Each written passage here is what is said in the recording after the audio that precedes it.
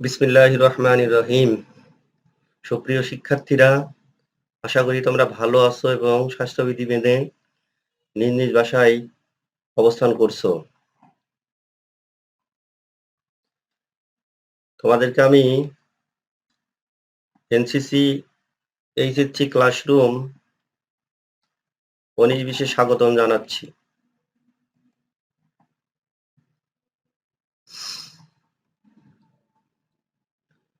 আমি ডক্টর মোহাম্মদ আব্দুল খালেক, প্রভাষক পরিসংখ্যান বিভাগ, নাটোর সিটি কলেজ, নাটোর।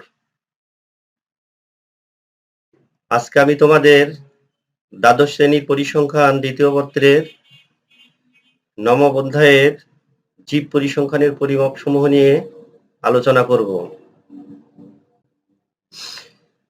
এই অধ্যায় শেষে তোমরা যা যা শিখতে পারবে, জীব পরিসংখ্যানের পরিমাপসমূহ বলতে পারবে, জীব পরিসংখ্যানের পরিমাপসমূহ নির্ণয় করতে পারবে।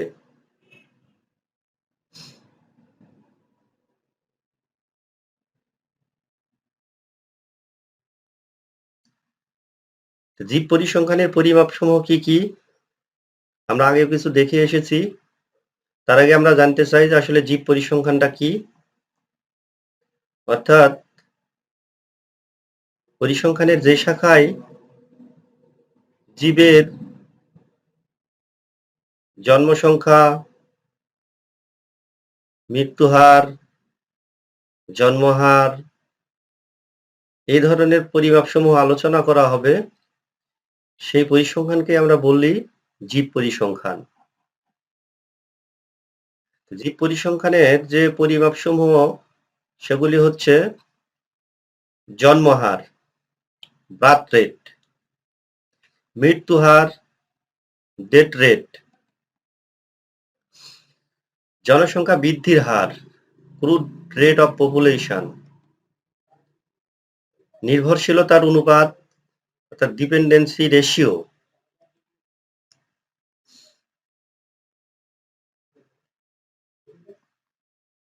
আরেকটা আছে হচ্ছে সেক্স রেশিও।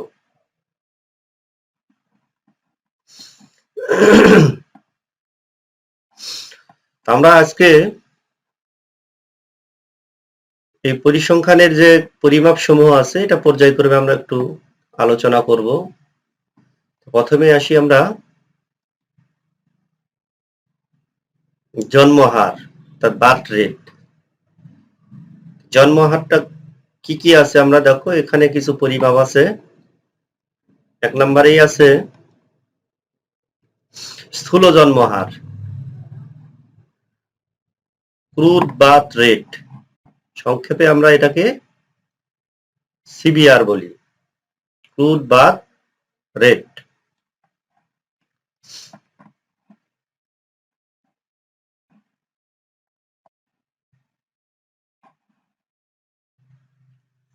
বয়নির্দিষ্ট প্রজনন হার, এজ স্পেসিফিক ফার্টিলিটি রেট। সাধারণ প্রজনন হার, একে আমরা সংক্ষেপে বলি জিএফআর, জেনারেল ফার্টিলিটি রেট। মোট প্রজনন হার, টিএফআর, এর মিনিং হচ্ছে টোটাল ফার্টিলিটি রেট। বৈবাহিক বয়নির্দিষ্ট প্রজনন হার, marital age specific fertility rate. সঞ্চয়িত বয়নির্দিষ্ট প্রজনন হার,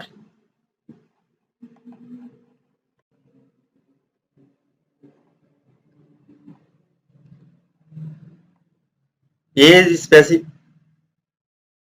cumulative age specific fertility rate.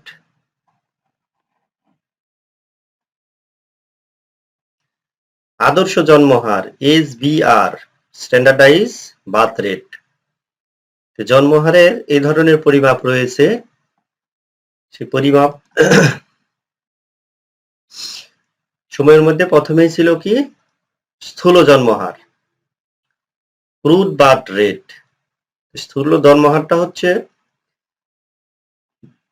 যে কোনো নির্দিষ্ট সময়ে, কোনো নির্দিষ্ট স্থানে অথবা কোনো নির্দিষ্ট দেশে এক বছরে জনসংখ্যার মধ্যে যতজন শিশু জন্ম দেয় এদের অনুপাতকেই বলবো আমরা স্থূল জন্মহার।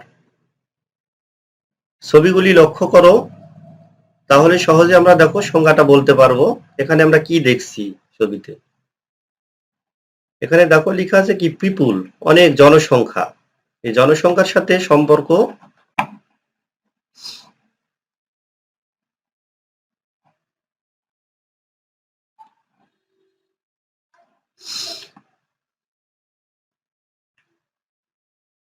এর সাথে আছে কি দেখো বেবি। অর্থাৎ কোন দেশে বা কোন অঞ্চলে প্রতি হাজার জনসংখ্যার মধ্যে যতজন জীবন্ত শিশু জন্ম দেয় এইটাকেই বলবো আমরা স্থূল জন্মহার। এটাকে যদি আমরা সংজ্ঞা আকারে বলতে পারি দেখো, তাহলে দেখো যে কোনো দেশে বা অঞ্চলে একটি নির্দিষ্ট সময়ে প্রতি 1000 জন জনসংখ্যার মধ্যে যতজন জীবন্ত শিশু জন্মগ্রহণ করে তাকে ওই দেশে স্থূল জন্মহার বলে। একে আমরা প্রতীকের সাহায্যে প্রকাশ করতে পারি, যেহেতু এটা হচ্ছে কি ক্রুড বার্থ রেট, সংক্ষেপে আমরা সিবিআর বলি। স্থূল জন্মহার সিবিআর সমান বি ডিভাইডেড বাই পি গুণন 1000। অর্থাৎ এখানে বি মানে 1 বছরে জন্মগ্রহণকারী জীবন্ত শিশুর সংখ্যা বেবি, আর পি কে আমরা বলি কি পপুলেশন, অর্থাৎ ওই এলাকায় মোট জনসংখ্যাটা কত। তাহলে এই জীবন্ত জন্মগ্রহণকারী শিশুর সংখ্যা এবং জনসংখ্যা এদের অনুপাতটাকেই বলবো আমরা স্থূল জন্মহার। আমরা সচরাচর কি করি, জনসংখ্যাকে 1000 দ্বারা গুণ করে পরিমাপগুলো করে থাকি, অর্থাৎ 1000 জনেই মূলত হিসাবটা করা হয় অধিকাংশ পরিমাপ।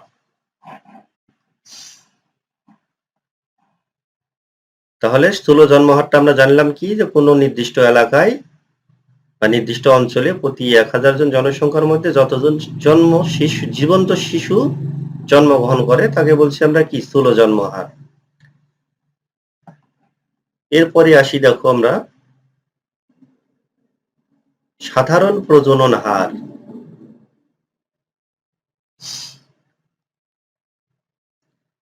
এখানে আবার কিছু ছবি লক্ষ্য করো, এখানে দেখো কিছু বেবির ছবি দেখা যাচ্ছে। এখানে দেখো কি লেখা যাচ্ছে, এখানে কিছু ফিমেলের ছবি আছে, অর্থাৎ স্ত্রী লোকের ছবি দেখা যাচ্ছে। আমরা সচরাচর জানি যে কোনো দেশে 15 থেকে 49 বছরের মহিলারাই শুধুমাত্র সন্তান ধারণে সক্ষম, অর্থাৎ তারাই শুধুমাত্র সন্তান জন্ম দিতে পারে। তাহলে 15 থেকে 49 বছর বয়সের মহিলারা একটা নির্দিষ্ট সময়ে যতগুলি জীবন্ত শিশুর সংখ্যার জন্ম দেয় তাদের সাথে সেই ফিমেলের সংখ্যার অনুপাতটাকেই বলবো আমরা সাধারণ প্রজনন হার, জেনারেল ফার্টিলিটি রেট। অর্থাৎ কোনো দেশের 15 থেকে 49 বছর বয়সী মহিলার সংখ্যার সাথে একটি নির্দিষ্ট সময়ে জন্মগ্রহণকারী জীবন্ত শিশুর সংখ্যার অনুপাতকেই সাধারণ প্রজনন হার বলে। সাধারণ প্রজনন হারকে আমরা জিএফআর দ্বারা আমরা কি প্রকাশ করতে পারি, জেনারেল ফার্টিলিটি রেট।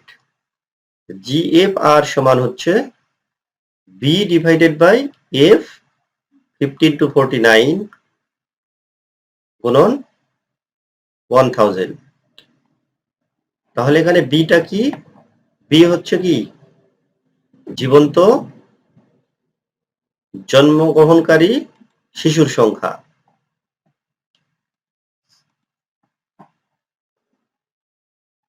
আর বিটা কি, তাহলে বি কে কি বলছি আমরা বেবি, অর্থাৎ জীবন্ত জন্মগ্রহণকারী শিশুর সংখ্যা। এফ বলতে আমরা ফিমেলকে বোঝাই, এবং এটা বলে দিয়েছে কত 15 থেকে 49 এই বছরের ফিমেলের সংখ্যাকে আমরা সংক্ষেপে এফ 15 to 49 দ্বারা প্রকাশ করতেছে। তাহলে দেখো বি সমান 1 বছরে জন্মগ্রহণকারী শিশুর সংখ্যা, এফ মানে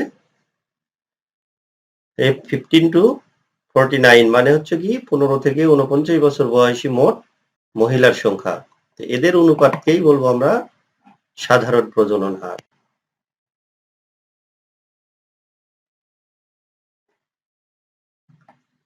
বয়োনির্দিষ্ট প্রজনন হার, এজ স্পেসিফিক ফার্টিলিটি রেট। তাহলে বয়োনির্দিষ্ট প্রজনন হার বলতে আমরা জানি যে 15 থেকে 49 বছর বয়সের মহিলারাই শুধুমাত্র সন্তান ধারণে সক্ষম। সব বয়সের মহিলারা সমান সন্তান জন্ম দিতে পারে না। এজন্য যারা সন্তান ধারণে সক্ষম 15 থেকে 49 বছরের মহিলা, এদেরকে আমরা 5 বছর অন্তর অন্তর আলাদা আলাদা শ্রেণীতে ভাগ করে এরকম 7টি শ্রেণী তৈরি করা হয়। অর্থাৎ 15 থেকে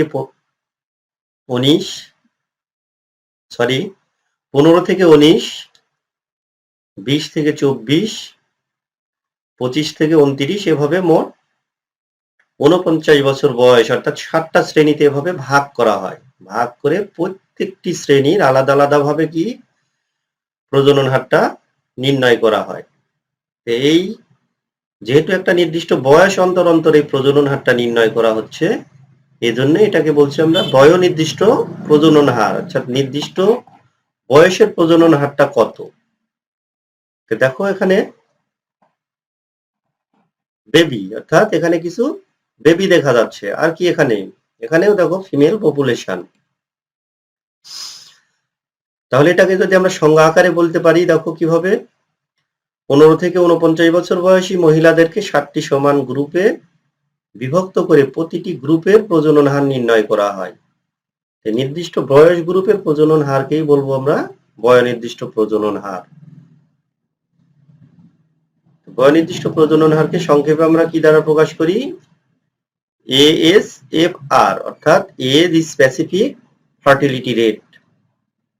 age specific fertility rate, ASFR equal to BI divided by FI গুণন 1000। BI মানে হচ্ছে আইতম শ্রেণীর জন্মগ্রহণকারী জীবন্ত শিশুর সংখ্যা, FI সমান হচ্ছে আইতম শ্রেণীর মোট মহিলার সংখ্যা। আইতম শ্রেণী বলতে কি, আমরা এখানে 7টি শ্রেণীতে ভাগ করেছি। প্রথম শ্রেণী হচ্ছে 15 থেকে 19। এই বছরের যদি বয়সের বের করি তাহলে এটাকে বলবো I1, অর্থাৎ প্রথম শ্রেণী। এভাবে যদি বলি 30 থেকে 34, তাহলে এটা একটা শ্রেণী। যে শ্রেণীর আমরা প্রজনন হার বের করব সেটাকে আমরা সেই শ্রেণীর বয়োনির্দিষ্ট প্রজনন হার বলবো।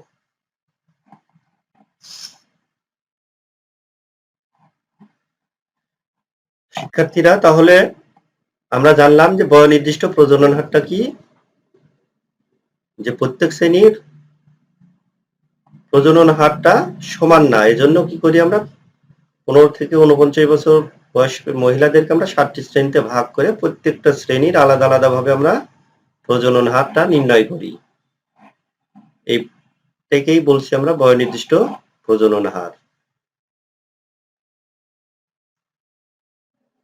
মোট প্রজনন হার, টোটাল ফার্টিলিটি রেট। মোট প্রজনন হার, মোট প্রজনন হারটা হচ্ছে বয়োনির্দিষ্ট প্রজনন হারের সমষ্টি। অর্থাৎ বয়োনির্দিষ্ট প্রজনন হার কতগুলো পাইছি আমরা? মোট আমরা 7টি শ্রেণীতে ভাগ করেছিলাম। তাহলে প্রত্যেকটা শ্রেণীর প্রজনন হারকেই বলতেছি আমরা বয়োনির্দিষ্ট প্রজনন হার। মোট প্রজনন হারটা হবে, এই যে 7টি গ্রুপে প্রজনন হার আছে, এই প্রজনন হারগুলাকে কি করব আমরা? সবগুলাকে যোগ করব। যোগ করলে যে হারটা আমরা পাবো সেটাই হবে মোট প্রজনন হার। অর্থাৎ মোট প্রজনন হারটাই হলো বয়ক্রমিক প্রজনন হারের সমষ্টি। 15 থেকে 49 বছর বয়সের প্রতি 5 বছরের মধ্যে স্ত্রীলোকের বয়ক্রমিক প্রজনন হারের সমষ্টিকে মোট প্রজনন হার বলে। মোট প্রজনন হার কে আমরা সংক্ষেপে প্রকাশ করি কি দ্বারা? TFR অর্থাৎ টোটাল ফার্টিলিটি রেট। TFR সমান সমান 5 ইন্টু সামেশন ASFR অর্থাৎ এজ স্পেসিফিক ফার্টিলিটি রেট। অর্থাৎ টোটাল বয়নির্দিষ্ট প্রজনন হারকে যদি আমরা 5 দ্বারা গুণ করি তাহলে এটা হয়ে যাবে মোট প্রজনন হার।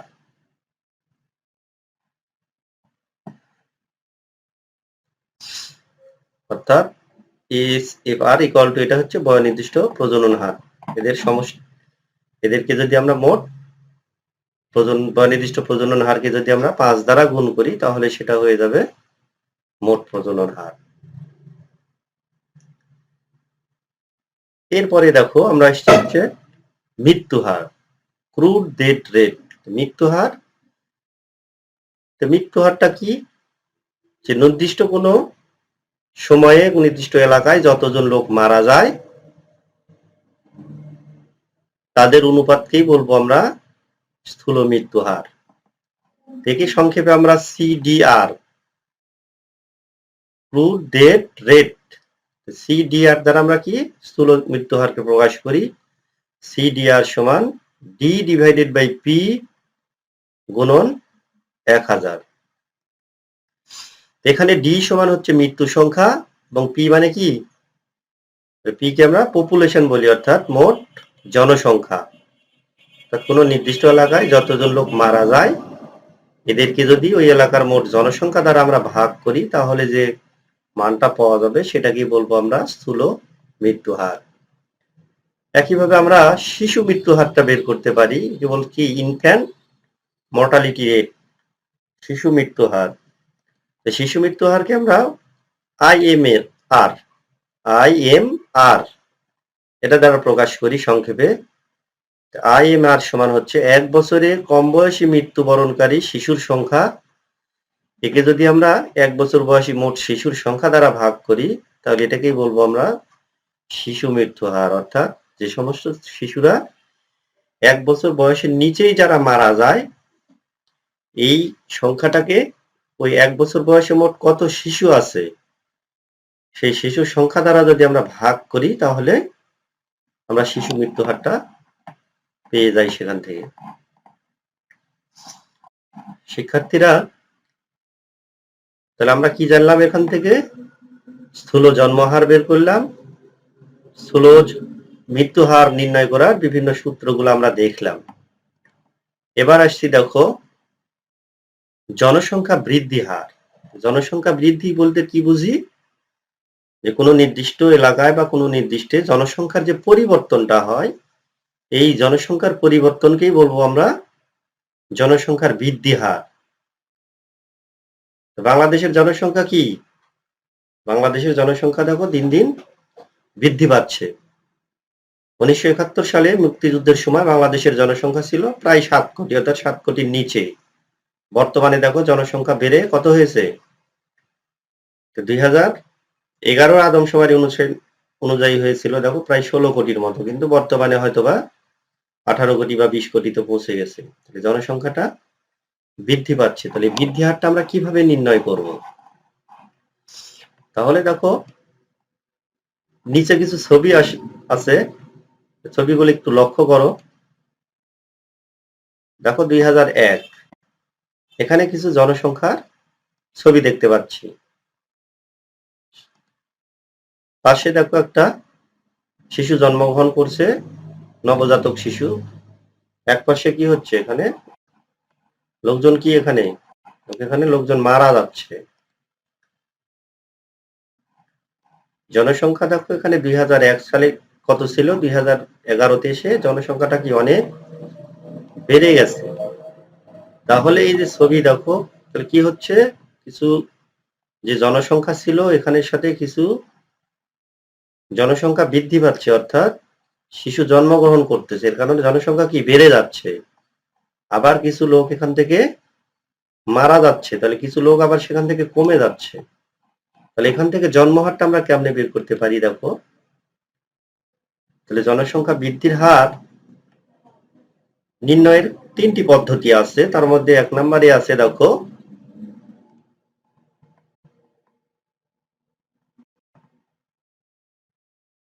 গাণিতিক পদ্ধতি। 2 নম্বরে আছে জ্যামিতিক পদ্ধতি আর একটা আছে এক্সপোনেনশিয়াল পদ্ধতি। তবে আজকে আমরা দেখো গাণিতিক পদ্ধতি নিয়ে আজকে আলোচনা করব। গাণিতিক পদ্ধতি,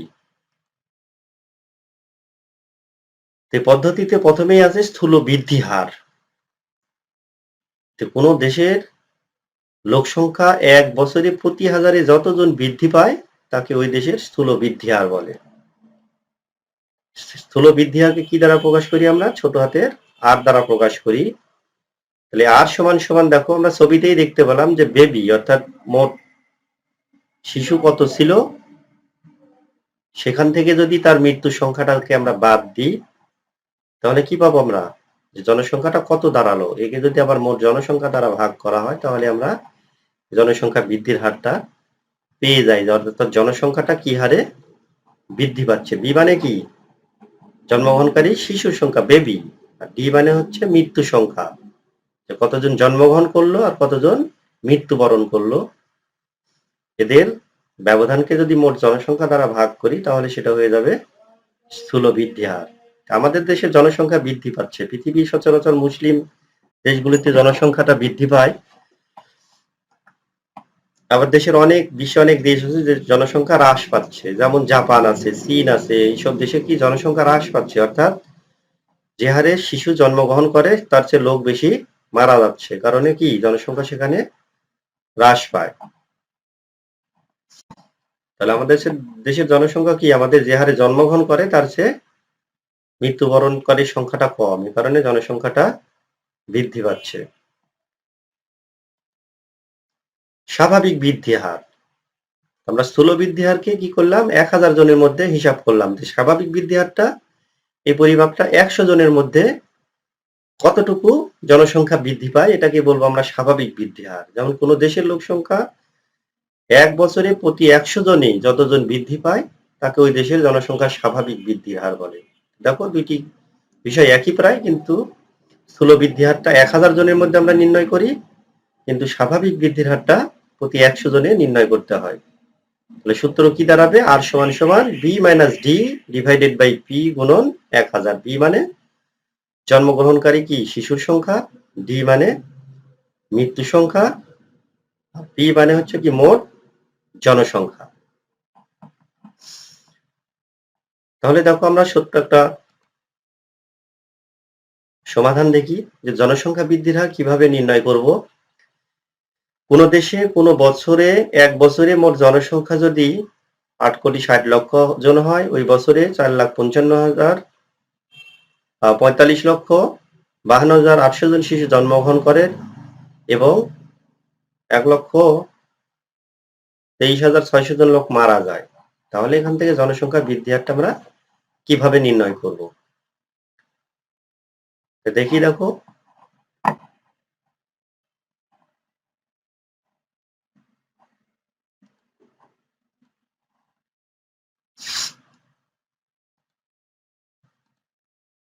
এখানে মোট লোক সংখ্যা কত?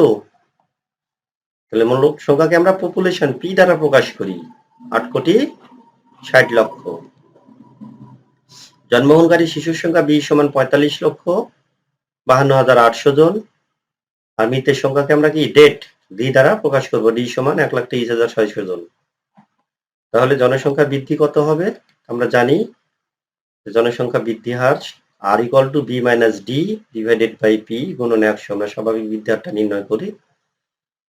তাহলে বি এর মান হচ্ছে, এবং ডি এর মান এখানে যদি আমরা বসিয়ে দিই, বসে দেখো যদি আমরা ক্যালকুলেশন করি আর সমান, তাহলে 45,52,800 বিয়োগ 1,23,600 ডিভাইডেড বাই 8,60,00,000। তাহলে যদি আমরা বিয়োগ করি তাহলে মানটা দাঁড়ায় 44,29,200 ডিভাইডেড বাই 8,60,00,000 গুণন 100 সমান সমান 5.15, অর্থাৎ শতকরা কত?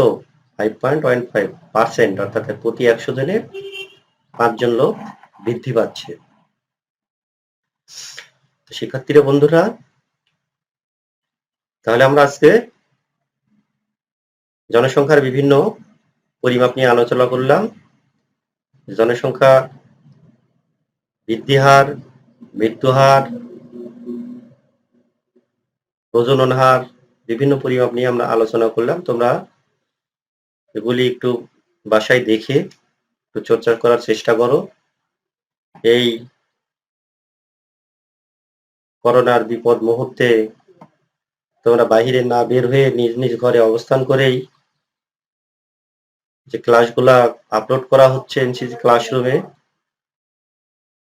তোমরা দেখে সেগুলি অনুধাবন করো এবং বাসায় বসেই তোমরা